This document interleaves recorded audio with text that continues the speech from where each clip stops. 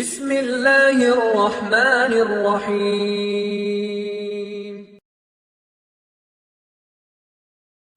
بسم الله الرحمن الرحيم الحمد لله رب العالمين والآقبة للمتقين والصلاة والسلام على أشرف الأنبياء والمرسلين نبينا محمد وعلى آله وأصحابه ومن تبعهم بإحسان إلى يوم الدين اللهم صل على محمد وعلى آل محمد كما صليت على إبراهيم وعلى آل إبراهيم إنك حميد مجيد اللهم بارك على محمد وعلى آل محمد كما باركت على إبراهيم وعلى آل إبراهيم إنك حميد مجيد الحمد لله மிக நீண்ட நாட்களுக்கு பிறகு அல்லாஹ் இந்த இடத்திலே என்னையும் உங்களையும் அவனுடைய அருளால் ஒன்று சேர்த்திருக்கிறான். ஒரு மிகச்சிறந்த நோக்கத்தை எதிர்பார்த்து அல்லாஹுடைய திருப்தி எதிர்பார்த்து அல்லாஹுடைய மார்க்கத்திற்காக உழைப்பதற்கு ஒரு தயாரிப்பை அல்ஹம்துலில்லாஹ் அல்லாஹ் ரப்புல் ஆலமீன் எமக்கு ஒரு வாய்ப்பாக வழங்கியிருக்கிறான். இதை எதிர்நோக்குவதற்கு முன்னால், இதை சந்திப்பதற்கு முன்னால் நாம் நம்மிடத்திலே கேட்டுக்கொள்ள வேண்டிய சில கேள்விகள் தான் இந்த சிறிய நேர உரையாடல். குர்ஆனில் அல்லாஹ் ரப்புல் ஆலமீன் அவனுடைய புத்தகம் அல் குர்ஆனிலே சூரத்துல் மாஇதாவுடைய 105வது வசனத்தில் மிக பாரதூரமான ஒரு எச்சரிக்கையை அல்லாஹ் எமக்கு தருகிறான். அல்லாஹ் ரப்புல் ஆலமீன் கூறுகிறான், யா அய்யுஹல்லதீன ஆமனு, ஈமான் கொண்டவர்களே, அலைக்கும் அன்ஃபுஸக்கும், அலைக்கும் அன்ஃபுஸக்கும், உங்களை நீங்களே பாதுகாத்துக் கொள்ளுங்கள். முதலில் நீங்கள் உங்களை பாதுகாத்துக் கொள்ளுங்கள். அலைக்கும் அன்ஃபுஸக்கும் லா யதுர்ருக்கும் மன் தல்ல இதா ததைத்தும், நீங்கள் நேர்வழியை அடைந்தால் வழி தவறியவர்களுடைய எந்த தீங்கும் உங்களை எதுவும் செய்துவிட முடியாது. அல்லாஹ் ரப்புல் ஆலமீன் கூற வருவதென்ன? நீங்கள் நேர்வழியை முதலிலே அடையுங்கள், நீங்கள் உங்களை முதலில் பாதுகாத்துக் கொள்ளுங்கள். வழி தவறியவர்களை பற்றிய கவலையோ அதனுடைய தீங்கோ உங்களை எதுவும் செய்யாது. நீங்கள் நேர்வழியில் இருந்தால் போதும். முதலில் நீங்கள் உங்களை பாதுகாத்துக் கொண்டால் போதும். இந்த ஆயத்தை எப்படி புரிந்து கொள்ளக்கூடாது? அல்லாஹ் நமக்கு மட்டும்தான் நன்மையை ஏவி தீமையை தடுக்க சொல்கிறான், பிறர் எப்படி போனாலும் பரவாயில்லை என்று விடச் சொல்கிறான் என்று புரிந்து கொள்ளக்கூடாது. அபூபக்கர் அஸ்-சித்தீக் ரலியல்லாஹு அன்ஹு ஒரு முறை ஹுத்துபாவுடைய பிரசங்கத்தில் ஏறி இந்த ஆயத்தை ஓதினார்கள். இந்த ஆயத்தை ஓதி அதற்கு பிறகு அல்லாஹ்வுடைய தூதர் ஸல்லல்லாஹு அலைஹி வஸல்லம் அவர்களுடைய ஹதீஸை சொன்னார்கள். ஒரு மனிதன் தீமையை பார்க்கிறான், தீமையை பார்த்த அந்த மனிதன் அதை தடுக்கவில்லை என்றால் அல்லாஹ் அவர்கள் மீது ஒட்டுமொத்தமாக அவர்கள் எல்லோர் மீதும், அவன் வாழக்கூடிய அந்த சமூகத்தில் இருக்கக்கூடிய எல்லோர்கள் மீதும் அல்லாஹ் அவனுடைய தண்டனையை இறக்கி விடுவான் என்று. இந்த ஆயத் இந்த ஹதீஸுக்கு முரண் அல்ல. தீமையை தடுக்க வேண்டும், நன்மையை ஏவ வேண்டும், நன்மையான பாதையின் பக்கம் மக்களை அழைக்க வேண்டும். ஆனால் அதற்கு முன்னால் ஒரு முஃமின் செய்ய வேண்டியது என்ன? அவன் தன்னை முதலிலே பாதுகாத்துக் கொள்ள வேண்டும். யா அய்யுஹல்லதீன ஆமனு கு அன்ஃபுஸக்கும் வ அஹ்லீக்கும் நாரா, ஈமான் கொண்டவர்களே, உங்களை நீங்கள் பாதுகாருங்கள் முதலில், அதற்கு பிறகு உங்களுடைய குடும்பத்தார்களை பாதுகாருங்கள் நரக நெருப்பில் இருந்து. மனைவிக்கு மட்டும் அறிவுரை சொல்வதல்ல எம்முடைய கடமை, எம்முடைய பிள்ளைகளுக்கு மட்டும் அறிவுரை சொல்வதல்ல எம்முடைய கடமை, எம்மை பார்க்க வரக்கூடிய மக்களுக்கு மட்டும் அறிவுரை செய்வதல்ல எம்முடைய கடமை, எம்முடைய நஃப்ஸுக்கு நமக்கு நாம் அறிவுரை செய்வது அல்லாஹ் எம் மீது கடமையாக்கிய ஒரு கடமை. அதைத்தான் குர்ஆனுடைய இந்த வசனம் சொல்லுகிறது. ஆனால் இன்றைய எம்முடைய வாழ்க்கை எப்படி? சமூகம் மாற வேண்டும், பிறர் மாற வேண்டும், அவர் மாற வேண்டும், அந்த குடும்பம் மாற வேண்டும், அந்த ஊர்வாசிகள் மாற வேண்டும், அந்த நாட்டில் வாழக்கூடிய மக்கள் வாழ வேண்டும். அப்படி மாறினால்தான் சமூகம் மாறும் என்று நாம் நினைக்கிறோம். எல்லோரும் மாற வேண்டும் என்று எண்ணக்கூடிய நாம் முதலில் நம்மை மறந்துவிட்டோம், நாம் இன்னும் முழுமையாக மாறவில்லை என்பதை. உண்மையா இல்லையா? அல்லாஹ் ரப்புல் ஆலமீன் அதைத்தான் கேட்கிறான். அத்தஅமுரூன அன்-நாஸ பில் பிர் வ தன்ஸௌன அன்ஃபுஸக்கும் வ அன்தும் தத்லூனல் கிதாப், இது எனக்கு பொருந்தக்கூடிய வசனம், உங்களுக்கு பொருந்தக்கூடிய வசனம். உங்களில் பலர் அழைப்பு பணி செய்யலாம், மக்களிடத்தில் நன்மைகளை ஏவலாம், தீமைகளை தடுக்கலாம். இந்த வசனத்தை அதற்கு முன்னால் கொண்டு வந்து பாருங்கள். அல்லாஹ் கேட்கிறான், தஅமுரூன அன்-நாஸ பில் பிர், மக்களுக்கு நீங்கள் நன்மையை ஏவுகிறீர்கள், வ தன்ஸௌன அன்ஃபுஸக்கும், ஆனால் உங்களை நீங்கள் மறந்து விடுகிறீர்களே, வ அன்தும் தத்லூனல் கிதாப், நீங்கள் குர்ஆனை ஓதுகிறீர்கள், அஃபலா தஅகிலூன், நீங்கள் அறிவு பெற மாட்டீர்களா என்று அல்லாஹ் ரப்புல் ஆலமீன் அவனுடைய புத்தகம் அல் குர்ஆனிலே கேட்கிறான். இதை பயந்தார்கள் எமக்கு முன்னால் வாழ்ந்த அறிஞர்கள் எல்லோரும். ஒரு விஷயத்தை சொல்லுவதற்கு முன்னால் அந்த விஷயத்தோடு என்னுடைய வாழ்வு எப்படி இருக்கிறது என்பதை சோதித்து பார்த்தார்கள். ஆனால் இன்று அறிவுரை வழங்குவதற்கு நாம் எல்லோரும் தயார். ஒருவருக்கு அறிவுரை வழங்குவதற்காக அழைக்கப்பட்டால் முன்னே சென்று அறிவுரை வழங்குவதற்கு, பயான் நிகழ்த்துவதற்கு எல்லோருக்கும் ஆசை இருக்கிறது. ஆனால் நம்மை நாம் மறந்து விடுகிறோம். ஒரு அறிஞர் இப்ராஹிம் தைமி ரஹிமஹுல்லா, 2வது நூற்றாண்டில் வாழ்ந்த அறிஞர், அவர்கள் சொன்னார்கள், என் செயலையும் என் வார்த்தையையும் ஒப்பிடுவதற்கு நான் விரும்பவில்லை. அப்படி நான் ஒப்பிட்டு பார்த்தால் தெளிவாக எனக்கு தெரியும் நான் ஒரு பொய்யன் என்று. அவ்வளவு பெரிய அறிஞர், ஹதீஸ் துறையில் அவ்வளவு பெரிய பிரசித்தி பெற்றவர். அவர் சொல்கிறார், என் வார்த்தையையும் என் செயலையும், நான் சொல்லக்கூடிய வார்த்தைகளையும் என் செயலையும் ஒப்பிட்டு பார்த்தால் எனக்கு தெரிந்துவிடும் நான் யார் என்றுதான், நான் பொய்யன் என்று. அவரை ஒப்பிட்டு பார்க்க நான் விரும்பவில்லை. அவர் சொல்கிறாரே செய்கிறாரா வாழ்க்கையில் என்று அவரை பார்ப்பதற்கு முதலில் நான் விரும்பவில்லை. நான் என்னை பார்க்க ஆசைப்படுகிறேன். அதான் இங்க முக்கியம். நான் என்னை ஒப்பிட்டு பார்த்தால் நான் ஒரு பொய்யன் என்று எனக்கு தெரியும் என்று இப்ராஹிம் தைமி ரஹிமஹுல்லா அவர்கள் சொன்னார்கள். அல்லாஹ் ரப்புல் ஆலமீன் அதைத்தான் அவனுடைய புத்தகம் அல் குர்ஆனில் மேலும் கேட்கிறான், யா அய்யுஹல்லதீன ஆமனூ லிம தகூலூன மா லா தஃஅலூன், நீங்கள் செய்யாத விஷயங்களை ஏன் மக்களுக்கு நீங்கள் சொல்கிறீர்கள்? கபுர மக்கத்தன் இந்தல்லாஹ், அல்லாஹ்விடத்திலே மிக பாரமானது எது?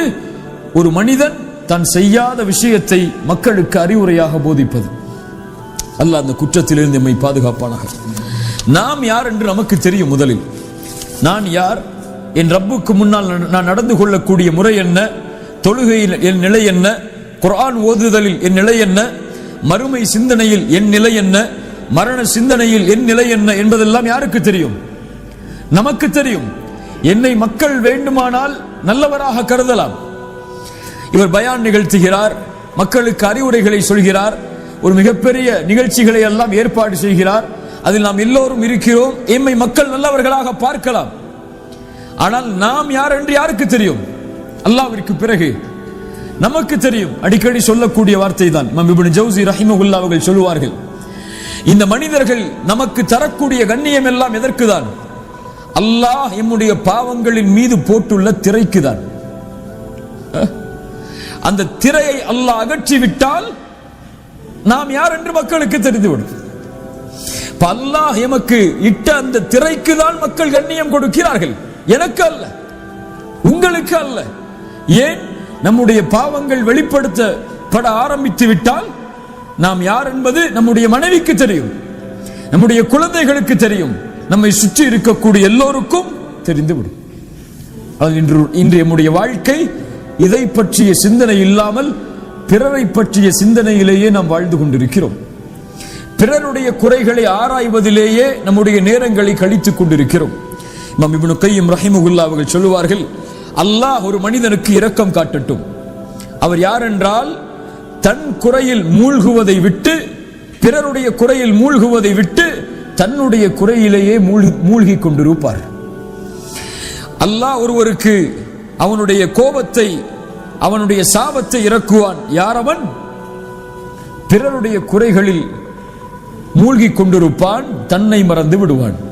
முதல் நிலையை எடுப்பவன் மகிழ்ச்சியாக இந்த பூமியில் வாழ்வான், இரண்டாவது நிலையை எடுப்பவன் இந்த உலகத்திலேயே இழிவடைவான். ரசூலுல்லாஹ் ஸல்லல்லாஹு அலைஹி வஸல்லம் அதைத்தான் சொன்னார்கள், யார் ஒருவன் பிறருடைய குறையை தேடுகிறானோ அல்லாஹ் என்ன செய்வான்? அவனுடைய குறையை தேட ஆரம்பிப்பான். அவனுடைய குடும்பத்தார்களின் மத்தியிலேயே அல்லாஹ் அவனை இழிவுபடுத்தி விடுவான். அல்லாஹ் ரப்புல் ஆலமீன் நம்மை பாதுகாப்பானாக. அதனால் நம்முடைய நஃப்ஸுக்கு எச்சரிக்கை செய்வது நாம் பிறருக்கு எச்சரிக்கை செய்வதை விட முதன்மையானது. அறிவுரைகளை பிறருக்கு நாம் கூறுவதை விட நம்முடைய நஃப்ஸுக்கு கூறுவது மிக முதன்மையானது. பிறர் நேர்வழியை அடைந்தாலும் அடையவில்லை என்றாலும் நாளை அல்லாஹ் அதை குறித்து எம்மிடத்தில் கேட்கப் போவது கிடையாது. ஆனால் என் நஃப்ஸ் நேர்வழி அடையவில்லை என்றால் அல்லாஹ் என்னிடத்தில் தான் கேட்பான், நான் தான் அவனுக்கு பதில் சொல்ல வேண்டும். ஹஸன் அல் பஸ்ரி ரஹிமஹுல்லாஹ் அதனால் தான் சொன்னார்கள், ஒரு மனிதன் எப்போதும் நலவிலேயே இருப்பான் தன்னுடைய நஃப்ஸை எச்சரித்துக் கொண்டிருந்தால். தன்னுடைய நஃப்ஸுக்கு எச்சரிக்கைகளை கொடுத்து கொண்டே இருந்தால் அவன் எப்போதும் நலவிலேயே இருப்பான். அதனால் தான் ரசூலுல்லாஹ் ஸல்லல்லாஹு அலைஹி வஸல்லம் எந்த அறிவுரையை பிறருக்கு கூறுவதாக இருந்தாலும் தன்னையும் அதில் இணைத்தே அல்லாஹ்வுடைய தூதர் சொல்லுவார்கள். உதாரணமாக ரசூலுல்லாஹ் ஸல்லல்லாஹு அலைஹி வஸல்லம் ஒருமுறை சொன்னார்கள், நபி தோழர்களை பார்த்து, உங்களில் யாரும் உங்களின் அமல்களை காரணம் காட்டி சொர்க்கம் நுழைந்து விட முடியாது. யா அல்லாஹ், நான் இவ்வளவு செஞ்சிருக்க, இவ்வளவு அழைப்பு பணி செஞ்சிருக்க, இவ்வளவு சதக்கா கொடுத்திருக்க, இவ்வளவு மார்க்க நிகழ்ச்சிகளை ஏற்பாடு செஞ்சிருக்க, எனக்கு சொர்க்கத்தை கொடுன்னு சொல்லி அல்லாஹ் யாரும் உங்கள்ட கேட்க முடியாது. சஹாபாக்கள் உடனடியாக கேட்டார்கள், யா ரசூலுல்லாஹ், அப்போ நீங்க உங்களுடைய நிலைமை என்ன? ரசூலுல்லாஹ் ஸல்லல்லாஹு அலைஹி வஸல்லம் சொன்னார்கள், ஆம், நானும் தான். என்னையும் அல்லாஹ் அவனுடைய அருளால் சூழவில்லை என்றால் நானும் சொர்க்கம் நுழைய முடியாது. நான் நபி, நான் ரசூல், நான் அல்லாஹ்வுடைய நேசர், அல்லாஹ் என்ன சொர்க்கத்துக்கு அனுப்பிடுவான்னு உறுதியாக சொல்லல. என்ன சொன்னாங்க? அல்லாஹ் என்னையும் அவனுடைய அருளால் சூழவில்லை என்றால் நானும் சொர்க்கம் நுழைய முடியாது என்று அல்லாஹ்வுடைய தூதர் ஸல்லல்லாஹு அலைஹி வஸல்லம் அவர்கள் சொன்னார்கள். அதனால் பிறரை அழைப்பதற்கு தயாராக ஆகுவதற்கு முன்னால் இந்த மாநாட்டு நிகழ்ச்சிகளை ஏற்பாடு செய்து நாம் அல்லாஹ்வுடைய உதவியால் நாம் செய்கின்ற இந்த ஏற்பாட்டின் மூலமாக பிறர் நேர்வழியை அடைய வருவதற்கு முன்னால் நாம் செய்ய வேண்டியது, என் ரப்புக்கு முன்னால் நான் யார், அதை முதலிலே நான் இன்று முடிவெடுக்க வேண்டும். என் ஈமானின் தரம் என்ன என்பதை நான் இன்றைய நாள் தெரிந்திருக்க வேண்டும். ஆயிஷா ரலியல்லாஹு அன்ஹா அவர்கள் தன்னுடைய ஈமானை எப்படி மதிப்பிட்டார்கள்? குர்ஆனில் அல்லாஹ் 3 சமூகத்தார்களை சொல்கிறான். அதனுடைய விளக்கம் என்ன என்று ஆயிஷா ரலியல்லாஹு அன்ஹா அவர்களிடத்திலே வந்து நின்றார்கள். ஒரு கூட்டம் சாபிக்கும் பில் கைராத், நன்மையில் விரையக்கூடியவர்கள். இன்னொரு கூட்டம் முக்தஸித், நடுநிலையாளர்கள். இன்னொரு கூட்டம் ஸாலிமுல் லினஃப்ஸி, தங்களுக்கு தாங்களே அநீதம் இழைப்பவர்கள்.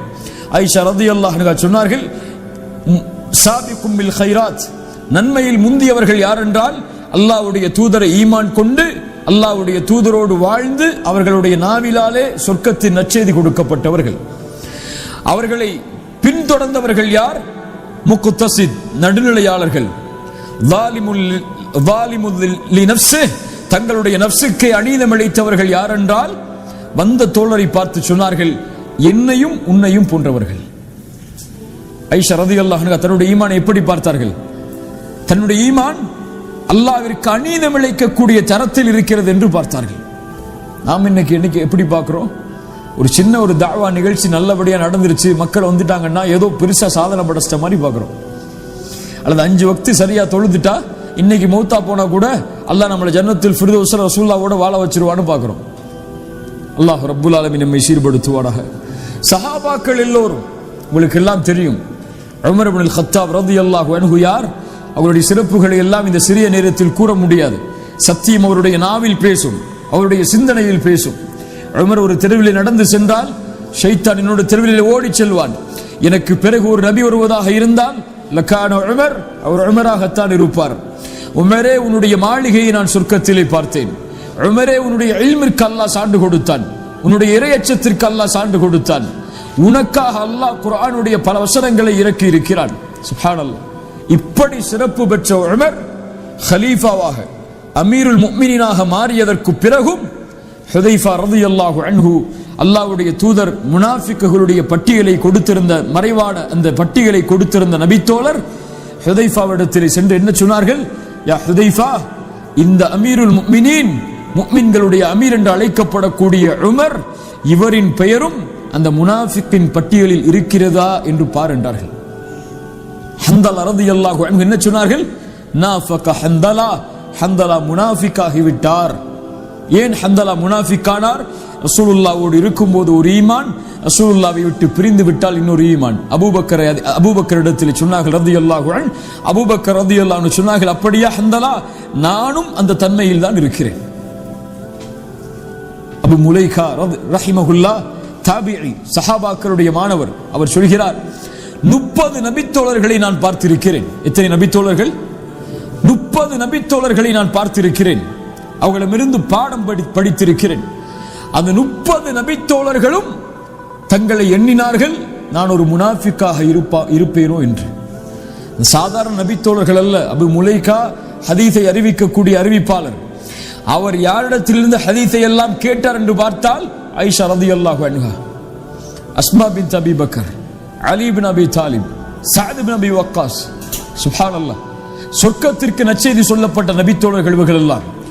இவர்களிடமிருந்து ஹதீஸை கேட்கக்கூடிய அபு முலைகா ரஹிமஹுல்லாஹ் எப்படி என்ன சொன்னார்கள்? இந்த 30 நபித்தோழர்களும் தங்களை எப்படித்தான் எண்ணினார்கள்? தான் ஒரு முனாஃபிக்காக இருப்பேனோ என்று எண்ணினார்கள்.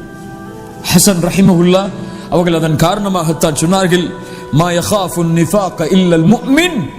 ஒரு முஃமின் தான் நிஃபாக்கை பயப்படுவான். ஒரு முஃமின் தான் நான் நயவஞ்சகனா என்று பயப்படுவான்.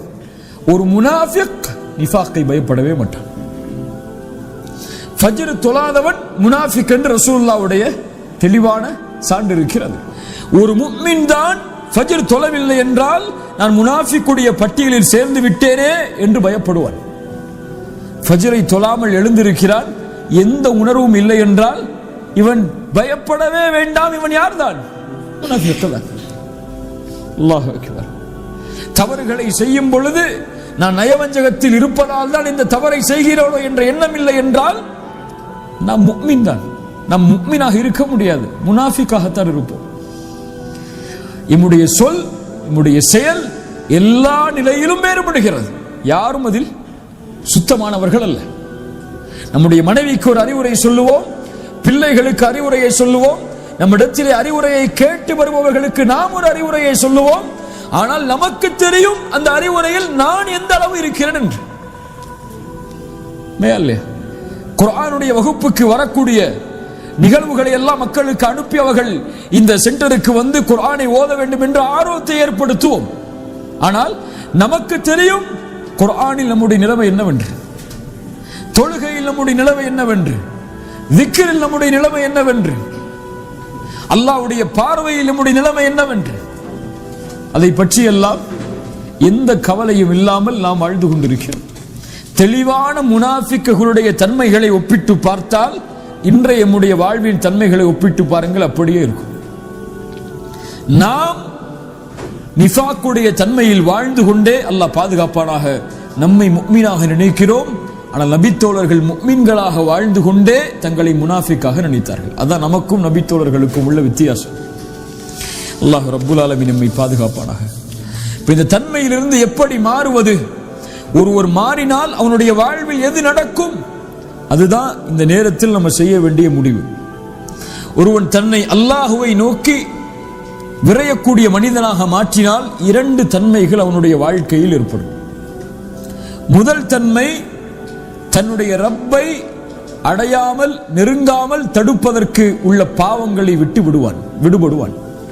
தன்னுடைய ரப்பை நெருங்குவதற்கு தடையாக இருக்கக்கூடிய பாவங்களை விட்டு விடுபடுவான். இது என்ன தன்மை? முதல் தன்மை. ஆனால் இன்று நாம் எப்படி? நம்முடைய ஆடைகள் அழகாக இருக்கிறது, நம்முடைய கல் அல்லாஹ்விற்கு முன்னால் அழகாக இல்லை. தொழுகிறோம், நோன்பு வைக்கிறோம், ஜகாத் கொடுக்கிறோம், தஅவா செய்கிறோம். இந்த வெளிப்படையான அமல்கள் எல்லாம் சரியாக இருக்கிறது. ஆனால் உள்ளம் இன்னும் பாவத்தை சுமந்து கொண்டே இதை செய்து கொண்டிருக்கிறது. அப்படியா இல்லையா?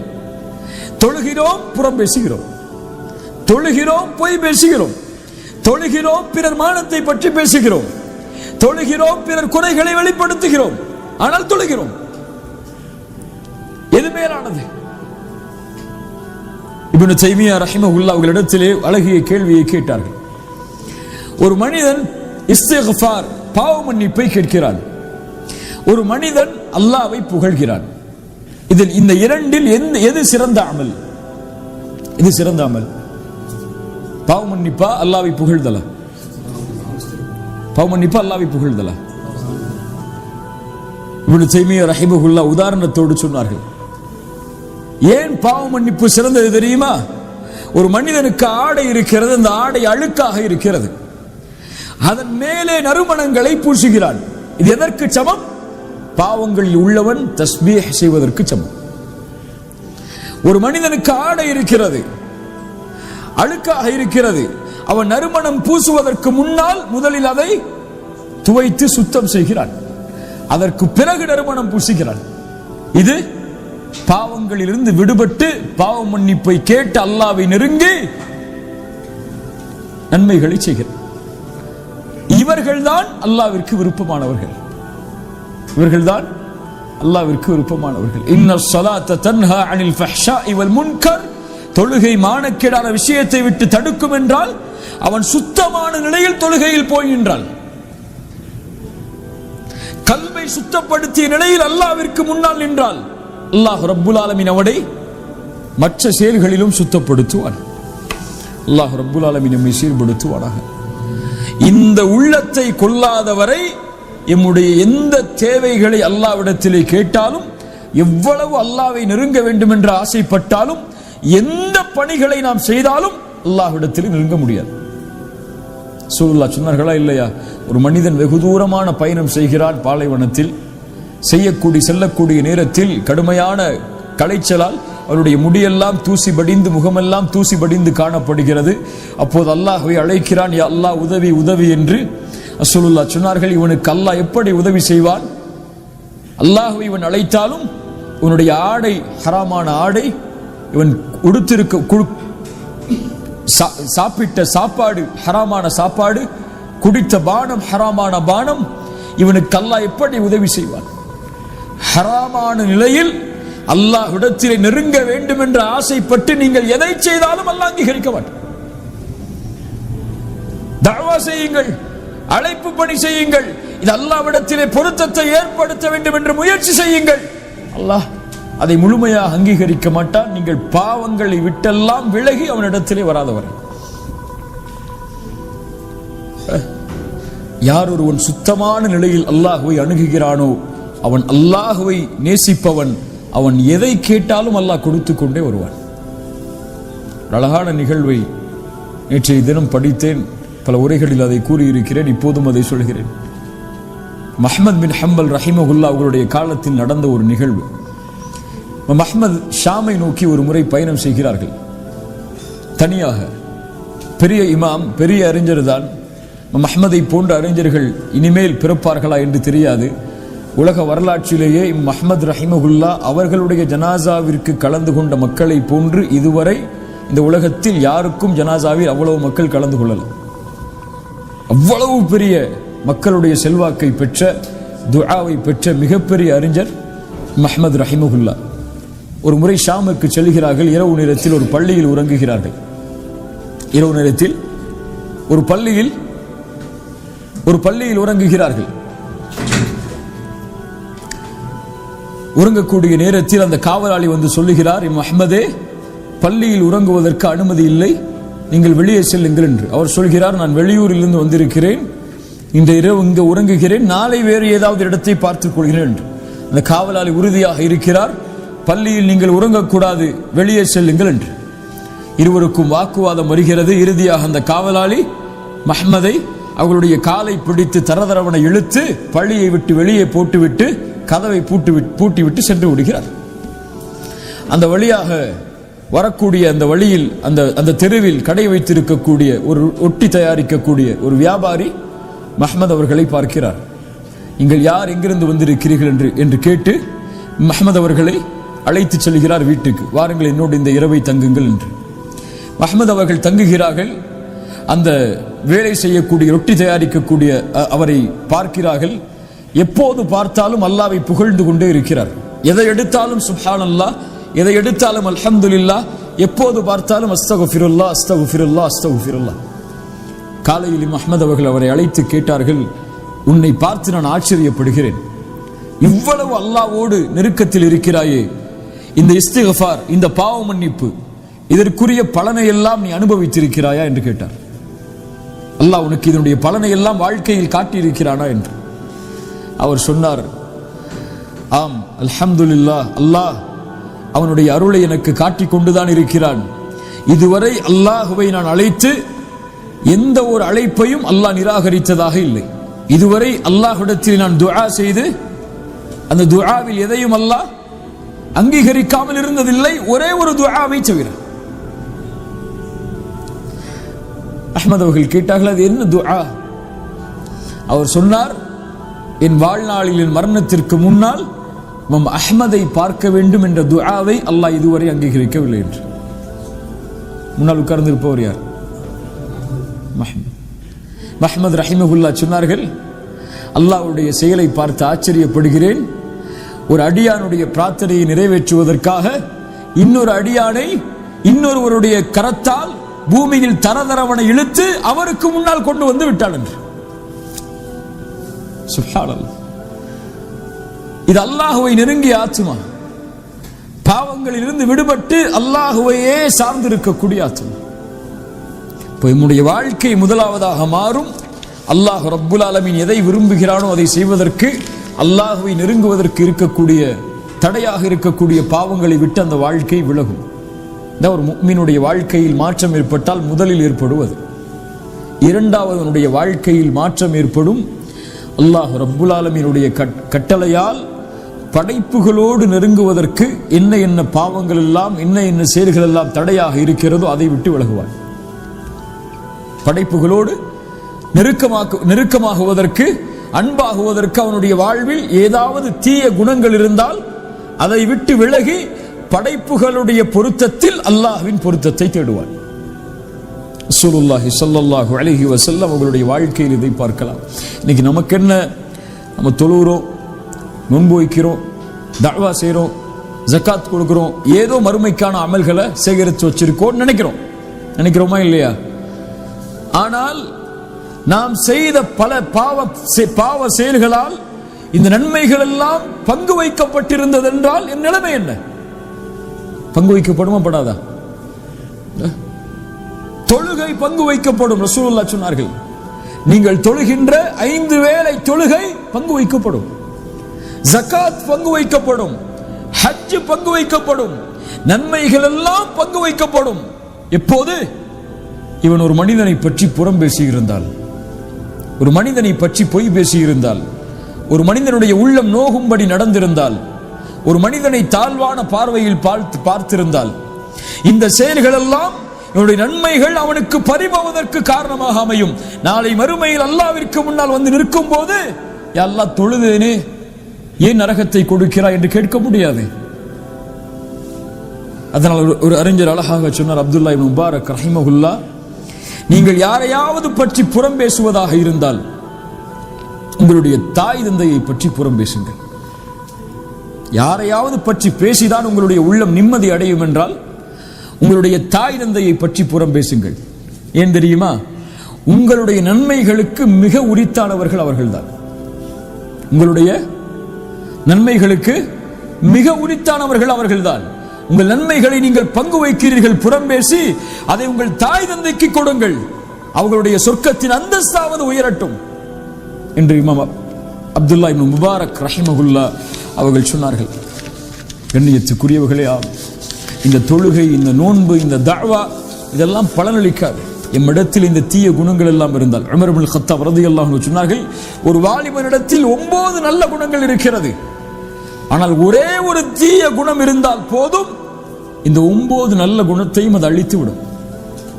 அதைத்தான் ரசூலுல்லாஹி ஸல்லல்லாஹு அலைஹி வஸல்லம் இடத்திலே கேட்கப்பட்ட போது, ஒரு பெண் தொழுகிறாள், நோன்பு வைக்கிறாள், இரவு வணக்கத்தில் ஈடுபடுகிறாள், தான தர்மங்கள் செய்கிறாள், ஆனால் அண்டை வீட்டாருக்கு நோவினை செய்கிறாள். ரசூலுல்லாஹி ஸல்லல்லாஹு அலைஹி வஸல்லம் என்ன சொன்னார்கள்? தொழுகிறாளா, பரவாயில்லை, அந்த தொழுகை அந்த பாவத்தை மன்னிக்கும் என்று சொன்னார்களா? ஜகாத் கொடுக்கிறாளா, பரவாயில்லை என்று சொன்னார்களா? ஹிய மின் அஹ்லின் நார், அந்த பெண் நரகத்தை சார்ந்தவள் தான். அண்டை வீட்டாருக்கு நோவினை செய்யும் அந்த பாவம் மேலே உள்ள எல்லாவற்றையும் அழித்துவிடும். அதைத்தான் அந்த ஹதீஸில் சொன்னார்கள். கவனிக்க வேண்டிய வார்த்தையும் அதுதான், லா கைர ஃபீஹா, அவரிடத்தில் எந்த நலவும் இல்லை. தொழுதாலும் தான தர்மங்கள் செய்தாலும் அவளிடத்தில் எந்த நலவும் இல்லை. ஹிய மின் அஹ்லின் நார், அவள் நரகத்தை சார்ந்தவள் தான். இத்ஃபா பில்லத்தி ஹிய அஹ்ஸன். நாம் இந்த நேரத்தில் செய்ய வேண்டியது அதுதான். நம்ம ஒரு ஆளை நேசிக்கிறோம், அவரோட நல்ல முறையில் நடந்து கொள்றோம், இது இல்ல பெரிய விஷயம். உங்க மேல நான் நேசம் வச்சிருக்கேன், உங்கள்கிட்ட கண்ணியமா நடக்கிற, உங்களை பத்தி யார்ட்டையும் நான் பேசுறது இல்லை, உங்களுடைய மானம் பங்கமளிக்கக்கூடிய காரியத்தை செய்வதில்லை, உங்களுடைய குறைகளை நான் மறைக்கிறேன், என் மனைவியை நேசிக்கிறேன், மனைவியை பற்றி யாரிடத்திலும் பேச மாட்டேன், என் பிள்ளைகளை நேசிக்கிறேன், பிள்ளைகளை பற்றி யாரிடத்திலும் பேச மாட்டேன், அவர்களிடத்திலே கோவப்படும்படி அவங்க நடந்து கொண்டாலும் நான் அவர்களிடத்திலே கோவப்பட மாட்டேன், இது இல்ல பெரிய விஷயம். யாரென்றே தெரியாத மனிதர்கள், அடையாளமே தெரியப்படாத மனிதர்கள் எம்மிடத்திலே வரும் பொழுது அவர்களிடத்திலே நாம் எப்படி நடந்து கொள்கிறோம், அதுதான் அல்லாஹ்வுக்கு மிக முக்கியமானது.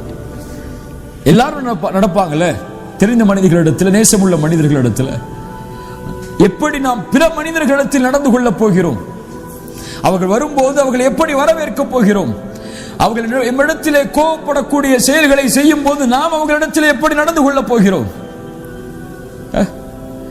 அறியாமையில் சில வார்த்தைகளை அவர்கள் பேசும்போது அறியாமையில் பேசப்படும் அந்த வார்த்தைகளை எப்படி கையாளப் போகிறோம், அதுதான் முக்கியம். இத்ஃபா பில்லத்தி ஹிய அஹ்ஸன், தீமையை நன்மையை கொண்டு அழியுங்கள், அதை விரட்டுங்கள், அதை மாற்றுங்கள் என்று அல்லாஹ் ரப்புல் ஆலமீன் அவனுடைய புத்தகம் அல் குர்ஆனிலே சொல்கிறார். நாளை நம்ம நினைக்க வேண்டியது நம்ம முனாஃபிக் இல்ல, மாஷா அல்லாஹ் இருக்கலாம் உங்களில் பலர். என் ஈமானை பார்க்கும்போது எனக்கு அதான் தெரியுது. உங்கள் ஈமானை முன்னால் வைத்தால் நீங்கள் முடிவெடுங்கள் நான் யார் என்று. இந்த நிலையில் என்னை மலக்குல் மௌத் சந்தித்தால் இந்நிலைமை என்ன? நான் இங்கே உட்கார்ந்து இருப்பது எதற்குத்தான்? அல்லாஹ்வுடைய பொருத்தத்தை அடைவதற்குத்தான். ஆனால் இந்த குணங்களோடு இதே நிலையில் மலக்குல் மௌத் என்னை சந்தித்தால் என் நிலைமை என்ன? அல்லாஹ் என் உயிரை கைப்பற்றுவதற்கு மலாயிக்கத்துல் அதாபை இறக்கினால், வேதனை தரக்கூடிய மலக்குகளை யா அல்லாஹ் இறக்கி, ரஹ்மத்துடைய மலக்குகளை இறக்கி அல்லாஹ்னு கேட்க முடியுமா? அந்த கடைசி நொடிக்காகத்தான் எல்லாரும் போராடுறோம். அந்த கடைசி நொடி நல்ல முறையில் அமைந்து விட்டால் அல்லாஹ் ரப்புல் ஆலமீன் நம்மை பாதுகாப்பான். அதனால இந்த நிகழ்ச்சிகள் எல்லாம் எதற்கென்றால் நமக்காகத்தான். முதல்ல அதை புரிஞ்சுக்கணும். ஏதோ மக்களை கூப்பிடுறோம், மக்கள் வரப்போறாங்க, ஒரு பெரிய கூட்டம் வரப்போகுது, 1000 பேர் 2000 பேர் வரப்போறாங்க, ஒரு பெரிய நிகழ்ச்சி நடத்தி சாதனை படைக்க போறோம்லாம் கிடையாது. அது ஒரு சாதனையும் கிடையாது. இந்த நிகழ்ச்சி எனக்கு, நிகழ்ச்சியில் கலந்து கொண்டு இதற்கு உழைப்பது என் நன்மைக்கு, என் ஈமானை பாதுகாப்பதற்கு. நாளைக்கு நான் அல்லாஹ்வுக்கு முன்னாடி நிற்கும் போது என் அமல்கள் அல்லாஹ்விடத்தில் நிறுத்தப்படும் போது என் எடை கனமானுங்கிறதுக்காக அவங்கள பத்தி எனக்கு கவலை இல்லை. அந்த உழைப்பும் எனக்காகத்தான், அப்படி நினைக்கணும் நம்ம. அந்த நினைப்பு தான் ஈமானை அடுத்த தரத்துக்கு கொண்டு போகும்.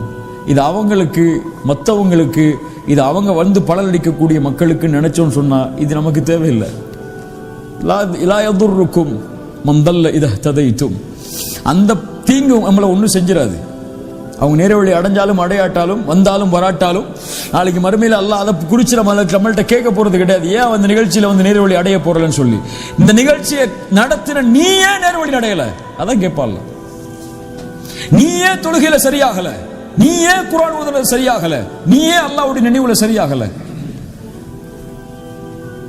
ஒரு அழகிய கவிதையை அரபி மொழியில் இருக்கக்கூடியவற்றை கூறிவிட்டு இந்த நேரத்தை முடிக்கிறேன். ஒரு அறிஞர் சொன்னார், யா அப்து யா அப்து கம் யராக அல்லாஹு ஆசியா, அல்லாஹ் உன்னை எவ்வளவு காலம் பாவத்தில் பார்ப்பான், எவ்வளவு காலம் அவனுக்கு முன்னால் நீ பாவம் செய்யக்கூடிய நிலையில் அல்லாஹ் உன்னை பார்க்க வேண்டும் என்று ஆசைப்படுகிறாய். ஹரீஸன் அல துன்யா வலில் மௌத்தி நாசியா, உலகத்தின் பேராசையா, மௌத்தை மறந்து விட்டாயா? அனசீத லிகா அல்லாஹ், அல்லாஹ்விற்கு முன்னால் நிற்கப்படுவோம் என்பதை மறந்து விட்டாயா? அந்த நாள் எப்படிப்பட்டது தெரியுமா? அந்த நாளில் நிற்கக்கூடிய மனிதனுடைய தலைமுடிகள் எல்லாம் நரைத்து விடும். அல்லாஹ் அக்பர். ஒரு மனிதன் இந்த பூமியில் தக்குவாவுடைய ஆடையை அணிந்தால்தான் மறுமையில் அவன் ஆடையோடு இருப்பான். அவனுடைய தக்குவாவுடைய ஆடை அவனுடைய ஈமானுக்கு ஆடையை கொடுத்து பலனளிக்கும். வலௌ தாமத்தி துன்யா லி அஹ்லிஹா, இந்த துன்யா இங்கே வாழக்கூடியவர்களுக்கு நிரந்தரமாக இருக்கும் என்றால் லகான ரசூலுல்லாஹி ஹய்யன் வ பாக்கியா, முஹம்மது ரசூலுல்லாஹ் நிரந்தரமாகவும் நிலையாகவும் இருந்திருப்பார்கள். வலக்கின்னஹா தஃப்னா வ யஃப்னா, எல்லாம் அழியும், எல்லாம் அழிந்துவிடும். வதப்க الذنوب والمعاصي كما هي, ஆனால் நீங்கள் செய்த பாவங்களும் குற்றங்களும் மட்டும் நிலையாகவே இருக்கும். எது அழிஞ்சாலும் சரி. அல்லாஹ் ரப்புல் ஆலமீன் நம்மை சீர்படுத்துவானாக. சிறிய நேரத்தில் நமக்கு கொடுக்கப்பட்ட இந்த அறிவுரை நான் மாறுவதற்கு, நீங்கள் மாறுவதற்கு, ஒவ்வொரு அறிவுரையும் மக்களுக்கு கொடுக்கப்படுவதற்கு முன்னால் நம்ம கேட்டுக்கணும், என் அமலும் இந்த செயலும் ஒத்துப்போகுதா? இல்லை என்றால் இதை பேசுவதை விட பேசாமல் இருப்பது எனக்கு நல்லது. என் ஈமான் இன்றைய தினம் இதுதான். மௌத்தா போகும்போது கூட நம்பிக்கை வந்துடக்கூடாது, அமல் வச்சிருக்கோம் அல்லாஹ் நமக்கு சொர்க்கத்தை கொடுத்துருவான்னு சொல்லி. எந்த சஹாபி அப்படி நம்பல? முஆத் இப்னு ஜபல் ரலியல்லாஹு அன்ஹு மௌத்துடைய நேரத்தில் அழுதார்கள். அழுது சொன்னார்கள், அல்லாஹும்ம இன்னி அஊது பிக மினல் லைல் அஸ்ஸபாஹுஹா இலன் நார். இரவு நேரம் சொன்னார்கள், யா அல்லாஹ், உன்னிடத்திலிருந்து இந்த இரவிலிருந்து பாதுகாப்பை தேடுகிறேன், காலை எனக்கு நரகமாகிவிட்டால். முஆத் இப்னு ஜபல் யாரை பார்த்து ரசூலுல்லாஹ் யா முஆத் இன்னி உஹிப்புக் என்று சொன்னார்களோ அந்த முஆத். உமர் இப்னு கத்தாப் மௌத்துடைய நேரத்தில் என்ன சொன்னாங்க? யா வைலக யா உமர், உமரே உனக்கு நாசம் உண்டாகிவிடும், அல்லாஹ் உனக்கு இந்த நேரத்தில் இரக்கம் காட்டவில்லை என்றார். நம்மளாம் ஏமாத்து ஒண்ணுமே இல்லை. ஈமானை போட்டு கொஞ்சம் கீழே மிதிச்சிட்டு நில்லுங்க, அப்பதான் நமக்கு அமல் செய்யணும்னு ஆர்வம் வரும். அதனால இல்லை, அவ்வளவுதான் நம்ம ஈமான், அவ்வளவுதான் நம்முடைய தன்மை. நான் முனாஃபிக் என்ற கேள்வி ஒவ்வொரு நிமிடமும் ஒவ்வொரு செயலிலும் வரணும். அல்லாஹ் ரப்புல் ஆலமீன் இந்த பண்பை கொடுத்தால்தான் நம்ம முஃமினா வாழ முடியும். கடைசியா அந்த வார்த்தையை மீண்டும் சொல்ற, ஒரு முஃமின் தான் நிஃபாக்கை பயப்படுவான், ஒரு முனாஃபிக் நிஃபாக்கை ஒருபோதும் பயப்பட மாட்டான். நயவஞ்சகனா என்ற கேள்வி ஒவ்வொரு செயலிலும் ஒவ்வொரு அமலிலும் இருக்கிறோம். அல்லாஹ் ரப்புல் ஆலமீன் அப்படிப்பட்ட தன்மை நமக்கு தரட்டும். ஜஸாக்குமுல்லாஹு கைரன், பாரக்கல்லாஹு லக்கும். அல்லாஹ் நம்ம அமல் செய்யக்கூடிய இந்த செயலை அல்லாஹ் அங்கீகரிக்கணும். அல்லாஹ் இதன் மூலமாக முதலாவதாக நமக்கு பலனை தரணும். அதற்கு பிறகு அல்லாஹ் ரப்புல் ஆலமீன் வரக்கூடிய மக்களுக்கு பலனை ஏற்படுத்தணும். கூலு கௌலி ஹாதா அஸ்தக்ஃபிருல்லாஹ் லீ வ லக்கும். அஸ்ஸலாமு அலைக்கும் வரஹ்மத்துல்லாஹி வபரகாத்துஹு.